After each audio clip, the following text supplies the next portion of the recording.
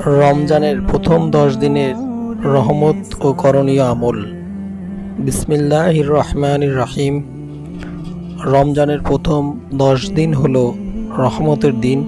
এই সময় আল্লাহর রহমত যেন ঝর্ণাধারার মতো নেমে আসে। আজকের ভিডিওতে আমরা জানব রমজানের প্রথম 10 দিনের গুরুত্ব, রহমত পাওয়ার উপায় ও করণীয় আমল।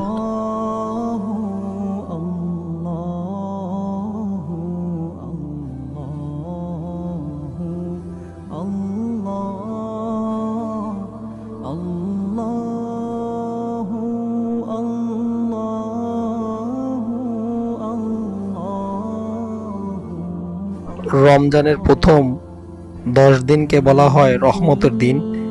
এই সময় আল্লাহ তার বান্দাদের জন্য অসীম রহমতের দরজা খুলে দেন। নবী সাল্লাল্লাহু আলাইহি সাল্লাম বলেছেন, রমজানের প্রথম দশক রহমতের, মধ্য দশক মাগফিরাতের এবং শেষ দশক জাহান্নাম থেকে মুক্তির। মিশকাত শরীফ। এই সময়ে আমাদের উচিত বেশি বেশি আমল করে আল্লাহর রহমত অর্জন করা। প্রথম 10 দিনের করণীয় আমল। প্রথমটি হচ্ছে তাহাজ্জুদ নামাজ আদায়।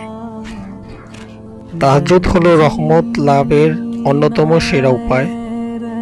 আল্লাহর প্রিয় বান্দারা রাতের নিস্তব্ধতায় দোয়া করেন, ক্ষমা চান। নবী সাল্লাল্লাহু আলাইহি সাল্লাম বলেছেন, তোমরা তাহাজ্জুদ পড়ো, কারণ তাহাজ্জুদ ছিল তোমাদের পূর্ববর্তী নেককারদের অভ্যাস। তিরমিজি। 2. কোরআন তেলাওয়াত। রমজান আর কোরআন অবিচ্ছেদ্য।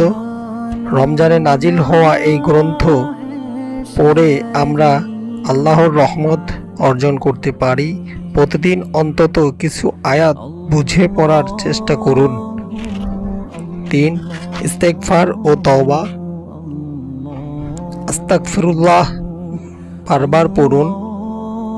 প্রথম 10 দিনে আল্লাহর রহমত কামনার পাশাপাশি নিজের সব ভুলের জন্য তওবা করুন। 4. দুরূদ শরীফ পাঠ। নবী সাল্লাল্লাহু আলাইহি সাল্লামের প্রতি দুরূদ পাঠ করা রহমত লাভের অন্যতম পথ। প্রতিদিন অন্তত 100 বার দুরূদ শরীফ পাঠ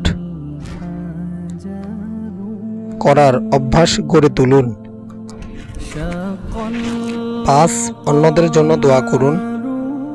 অন্যদের জন্য দোয়া করলে ফেরেশতারা আপনার জন্য দোয়া করবেন। পরিবারের সদস্যদের জন্য দোয়া করুন। বন্ধু, প্রতিবেশী ও উম্মার জন্য দোয়া করুন। বিশেষ দোয়া।